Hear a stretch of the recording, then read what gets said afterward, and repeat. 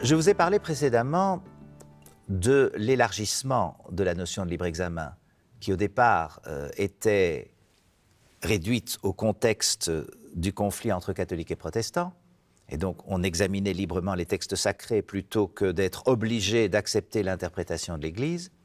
Et dans ce mouvement philosophique des idéologues à la fin du XVIIIe siècle, qui n'a strictement rien à voir avec l'idéologie comme je vous l'ai défini précédemment, l'idéologie comme préjugé systématisé, les idéologues étaient des philosophes qui s'intéressaient, nous n'avons pas entré dans le détail, à la question des idées, de la pensée, et donc ils s'appelaient les idéologues. Donc ne confondons pas. Mais ces idéologues ont développé une pensée de la libre critique, une pensée critique qu'ils ont effectivement utilisé sous le nom du libre examen. Et donc, la notion de libre examen a commencé à s'étendre, et je l'ai expliqué, on ne se préoccupait plus seulement d'examiner librement les textes bibliques, mais au contraire, on analysait les différents problèmes humains. Et en analysant les problèmes humains qui sont très larges, ben, on peut sortir à un certain moment des textes bibliques et puis éventuellement se retourner contre les textes bibliques, c'est-à-dire arriver à des résultats qui ne soient pas les mêmes que les thèses qui se trouvent dans les Écritures. Mais c'est resté un phénomène académique, alors qu'en Belgique, ça a pris une signification différente. Je dis phénomène académique, c'est-à-dire que intellectuellement, bien sûr, le libre examen prend une signification politique, parce que si vous abordez tous les problèmes, vous allez aussi aborder les problèmes du vivre ensemble, comme on dit aujourd'hui, c'est-à-dire des problèmes politiques. Mais c'était des intellectuels qui parlaient de politique potentiellement.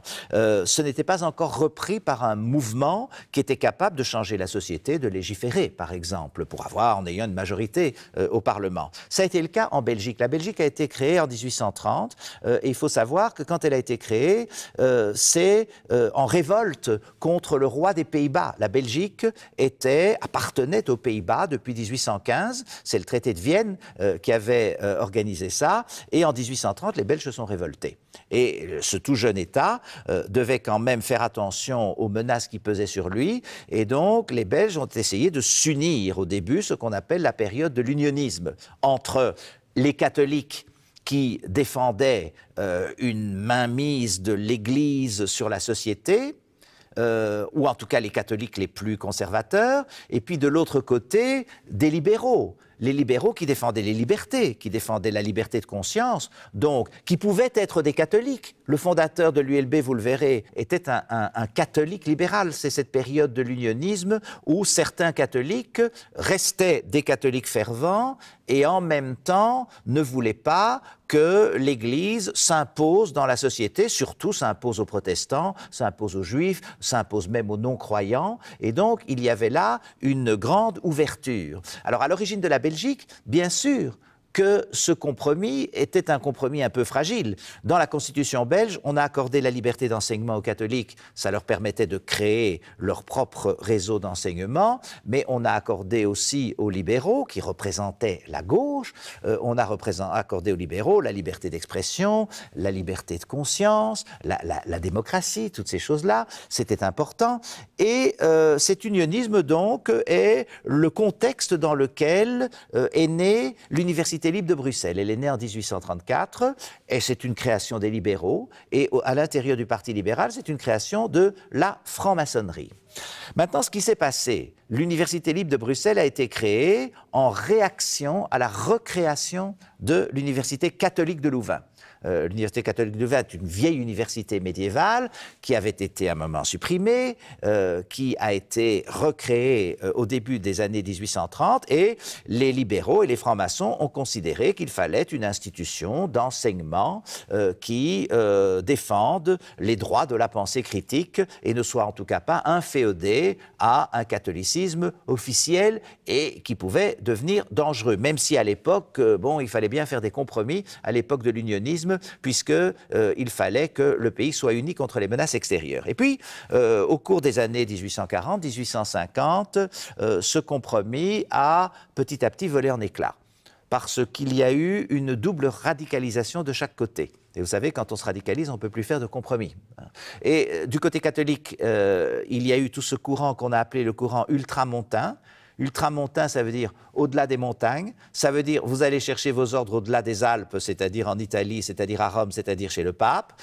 Et évidemment, ces catholiques-là, à partir du moment où ils deviennent strictement inféodés au pape, bon, sont moins ouverts à faire des compromis qui peuvent être ressentis de façon douloureuse par les autorités de l'Église. Et inversement, en Belgique, les libéraux, le courant libéral s'est parfois radicalisé et ils sont parfois devenus très anti-religieux, un peu en réaction à la radicalisation catholique.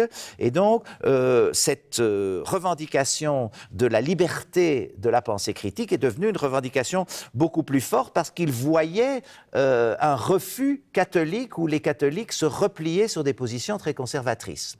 Alors, en 1854, le fondateur de l'ULB, Theodor Verhagen, a fait un grand discours, c'est un discours au roi, dans lequel il a dit que le libre examen était, au fond, une notion centrale des démocraties contemporaines.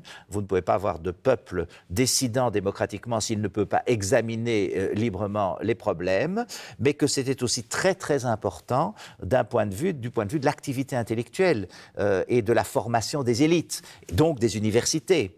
Et c'est à ce moment-là que l'idée est venue, via le Parti libéral et via la franc-maçonnerie, qui était au centre de ce projet-là, de faire du libre examen le principe de l'enseignement et de la recherche à l'Université libre de Bruxelles. L'Université libre de Bruxelles qui avait été créée par le Parti libéral et par les francs-maçons. Et donc, au fond, mais c'est le libre examen au sens moderne, au sens qui avait été acquis sous les idéologues. Ce n'est pas la vieille notion de libre examen des textes sacrés sur la scriptura, celle du XVIe siècle. Et donc, quelque part, l'université a voulu avoir la vocation de défendre le libre examen dans la recherche et l'enseignement, et donc la liberté intellectuelle face aux menaces qui pesaient sur elle et aux menaces de régression du Parti catholique devenu un parti assez ultramontain.